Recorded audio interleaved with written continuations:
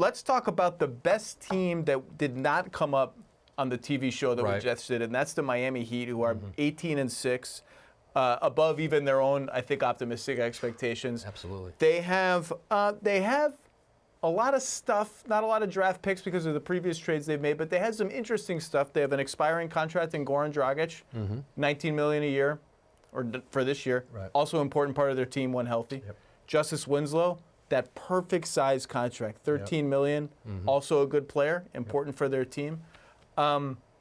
Is there anything out there that kind of, I mean, and you know Pat Riley doesn't want to waste time. He wants to win. If he thinks he has a chance to win, he's going to go for it. Is there anything out there that's worth their while? You know, I think that the Heat, you know, they survey the market. They see, you know, somewhere between now and the trade deadline, if, you know, there's an upgrade. Because, listen, there's an opportunity for injuries to happen in this time frame. Like what you think you may need, you don't need it right now. And that's part of this.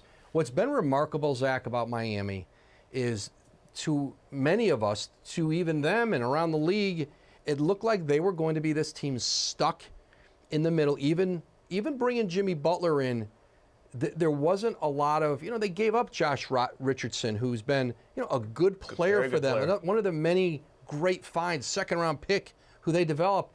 And you look at that scouting staff, pound for pound, as good as any. I think over the last 15 years, the ability to go out and find players that were overlooked, undervalued, you know, all over the world, the Miami Heat, the San Antonio Spurs, and Kendrick Nunn out of the G League, Duncan Robinson, who was a Division III player, then it transfers to Michigan, undrafted.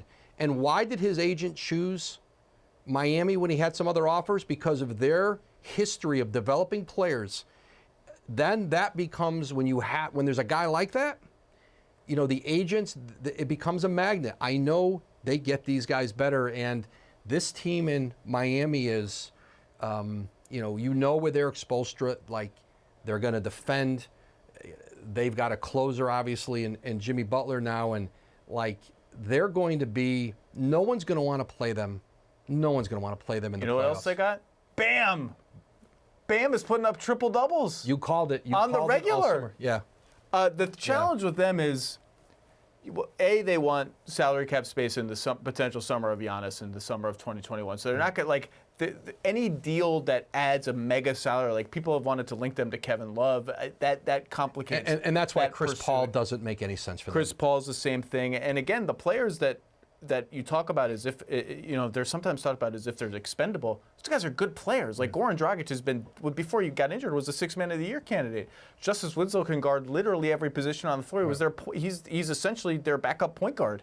Or their starting point guard, whatever you want to call them. I mean, you know, they're important players on the team. So to find a deal that really moves the needle for them, at the beginning of the season, I thought, well, if Kyle Lowry ever became available, he would be the guy. Right.